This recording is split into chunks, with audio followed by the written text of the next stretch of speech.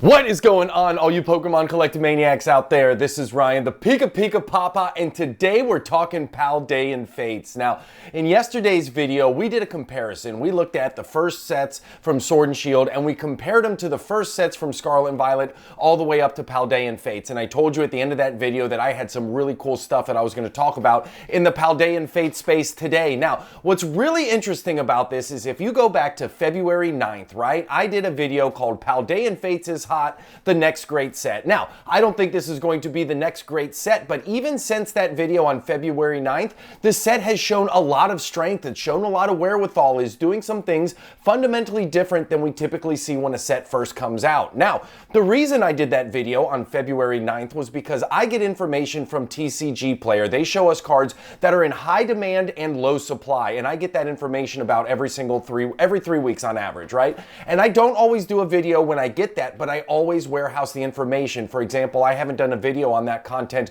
in 2 months probably, but still every 3 weeks when it comes out, I add it to my spreadsheet so that in the future, if we want to do some content on it, I have that information. And one of the things that I noticed when that data set came out really close to February 9th was that the information for Paldean Fates in regards to high demand and low supply was different, right? There was a lot more demand than we typically see when a set first drops. So that was one of the reasons that I said, hey, listen, this set looks a little different out of the get-go. Now, we said we got to give it some more time, see how it all shakes out. But at 3 months is when I usually do my review of a set. And guess what? We're at the 3-month mark of the Paldean Fates launch. So now we're going to be talking about it. So listen, there's going to be many more print runs of Paldean Fates. I don't think that prices are going to hold where they're at right now. I think as product continues to be opened and product continues to come out there, I think we'll see prices come back down. So in no way, shape, or form am I endorsing going out there and buying a bunch of Paldean Fates right now. But what I am saying is that early success, early strength is a great indicator that long into the future, this set is going to have a lot of demand. It's going to have a lot of interest, and it certainly is better than these sets coming out and completely falling flat on their face. So the thing I love about Paldean Fates is it's got some of the biggest names in Pokemon, right? It's got Charizard in it, it's got Pikachu in it, it's got some really cool art in the baby shinies.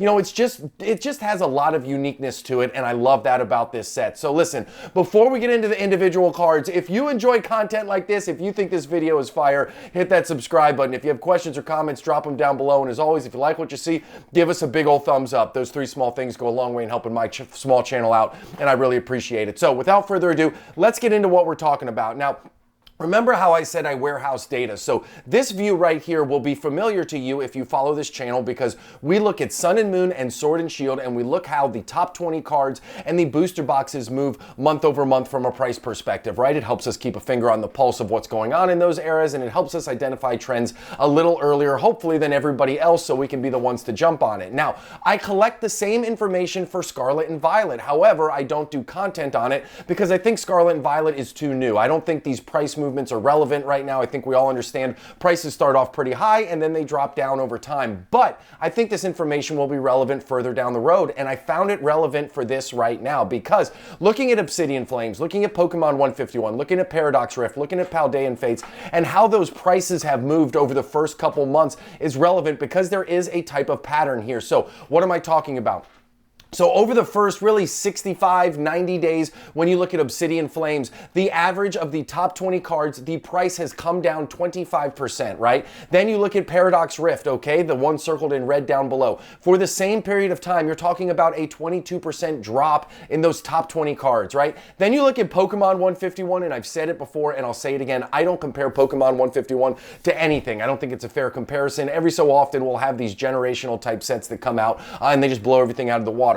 But even Pokemon 151 was up only 3% over that same time span. Then when you look at Paldean Fates, yes, it's down. Again, I don't expect it to perform like Pokemon 151 did, but it's only down 6%, right? Versus Obsidian Flames, which was down 25%, versus Paradox Rift, which was down 22%. And the other thing that I really like about Paldean Fates, and you always hear me talk about strength at the top, right? Like, I think strength at the top of these sets goes a long way in driving long-term demand, not just for sealed product, but obviously for some of the other other singles cards in the set as well. So when you look at Obsidian Flames, right, negative 15%, negative 17%, negative 40%, obviously Pokemon 151 had a lot of strength at the top, and then Paradox Rift got absolutely hammered right out of the gate, down double digits all across the board. Now the Charizard in Paldean Fates did come down significantly, but guess what? The other two cards are only down 3% over that time frame, which is awesome, awesome, awesome. I absolutely love to see it. The other thing that I love is if you look at Paldean Fates from top to bottom, you see 4 cards are up, right? Now, obviously, 151 had a really hot start, so a lot of those cards were up over that time frame. But if you look at Obsidian Flames, if you look at Paradox Rift, none of the cards were up over that time frame. So we have some strength at the top in Paldean Fates, right? We have some cards that were actually up over that time frame. We've got the fact that the loss over the first couple months was significantly less than what we saw from Obsidian Flames and Paradox Rift. And even though it's not perfectly in line, I mean, it's within 9% points, right, of Pokemon 151. So that goes to tell me, listen, Paldean Fates is off to a really hot start. So with that being said, now you know we got to look at some of the individual cards as well. So these are the top 10 cards that I just pulled off of Pokedata.io. So these are the top 10 cards in Paldean Fates in regards to raw card price. Now, one of the things that I noticed was the data set I showed you there. I pulled that, you know, in the middle of the month, maybe 15 days ago. I warehouse it. I try and do it right around the 15th of every single month. But what I noticed when I pulled this morning was, guess what? All of these cards are up, okay? So if we saw on the previous slide, right, the Charizard was at $112, it's at $114 now. The Mew, I think, was at $83, and now it's at $86. So all of these top 5 cards, even over the last 15 days, are up in price, which again, it just goes to show that there's a lot of demand, there's a lot of interest in Paldean Fates right now. So when we look at the cards from an individual perspective, I wanted to call these two out first, okay? So the Shiny Charmeleon, the Shiny Pikachu, because I have said this a million times over. I like when things perform fundamentally differently than what we would expect, right? We expect cards to go through the Pokemon pop and flop. They come out, they're super high, they drop in price, and then maybe 6, 8, 12 months, however long down the road, then they start to recover a little bit, right? Because people are all excited about the cards, but guess what?